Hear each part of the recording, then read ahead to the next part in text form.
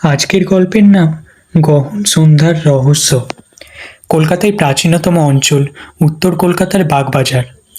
এখানকার অন্ধকার গলিগুলো যেন ইতিহাসের নীরব সাক্ষী। এই গলিগুলোর মধ্যে একটি কৌশিক চ্যাটার্জি নামের এক যুবকের একদিন মুখোমুখি হতে হয় একটি অদ্ভুত অভিজ্ঞতার।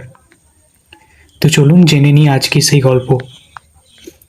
কৌশিক একটা তরুণ ফটোগ্রাফার, প্রাচীন বাংলায় স্থাপত্য নিয়ে কাজ করছিলেন। তার ক্যামেরায় লেন্সে বাগবাজারের পুরনো বাড়িগুলো নকশা জীবন্ত হয়ে ওঠে। একদিন সন্ধ্যায় কাজ শেষে বাড়ি ফিরছিলেন। রাস্তার মোড়ে এক বৃদ্ধাকে দেখে তিনি একটু থমকে গেলেন।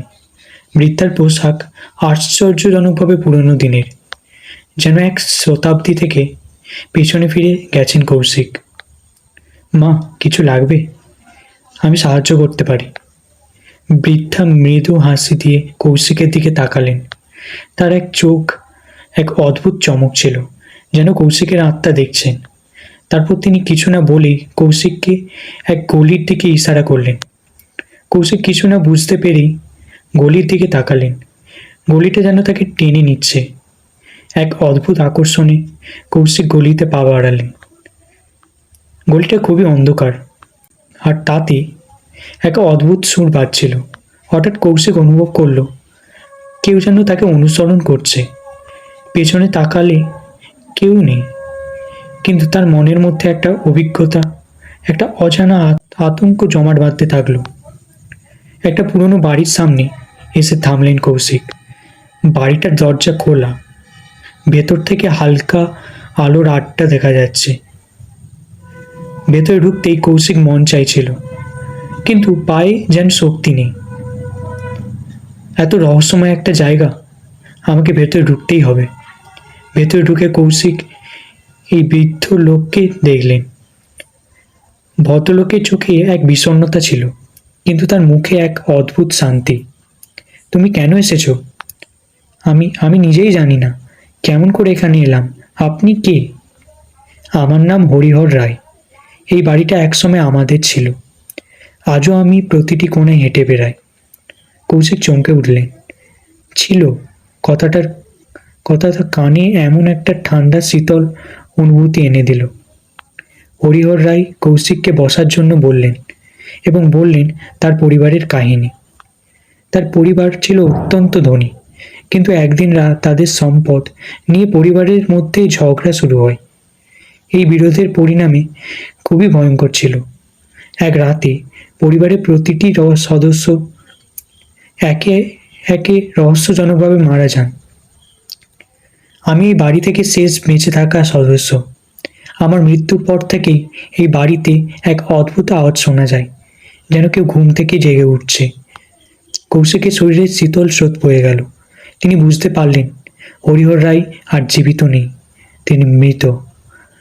তার সামনে বসায় এই বৃদ্ধ আসলে এক আত্মা, যে তার পরিবারকে ধ্বংসের হাত থেকে রক্ষা করতে পারেনি। আপনি কি চান? আপনি কি চান আমি আপনাকে সাহায্য করি?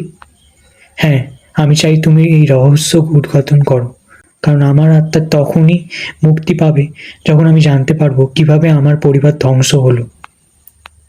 কৌশিক হরিহর রায়ের নির্দেশ অনুযায়ী বাড়ির বিভিন্ন কোণা খুঁজতে শুরু করলো। তিনি এক পুরনো কাগজের টুকরো পেলেন, যেখানে লেখা ছিল, রাত আসছে, রক্তের প্রতিশোধ নেওয়া হবে।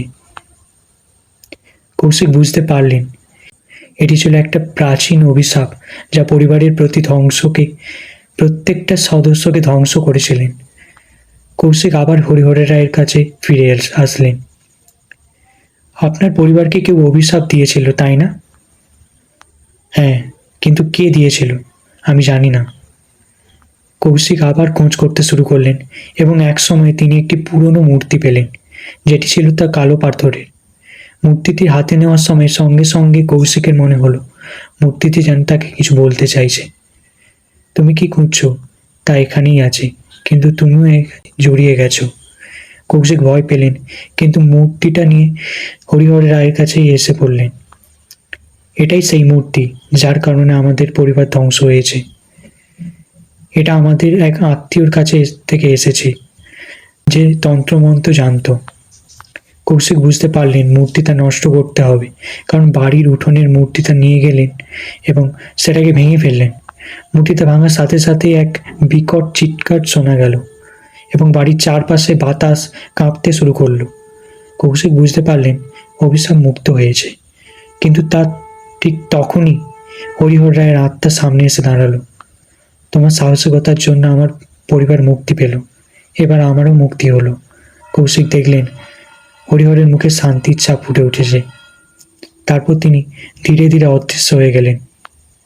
কৌশিক অনুভব করলেন তিনি যেন এক ভয়ানক দুঃস্বপ্ন থেকে জেগে উঠেছেন। কিন্তু তিনি জানতেন যে কোনো দুঃস্বপ্ন ছিল না, তিনি জীবিত জীবনের সবচেয়ে ভয়ঙ্কর কিন্তু অর্থপূর্ণ অভিজ্ঞতা অর্জন করেছেন। বাড়ি ফিরে তিনি অনুভব করলেন অন্ধকার গলি আর ভয়ের কিছু নেই, কারণ তিনি জানেন সাহসিকতা এবং সত্যের খোঁজে তিনি যে কোনো অন্ধকারকেই জয় করতে পারবেন।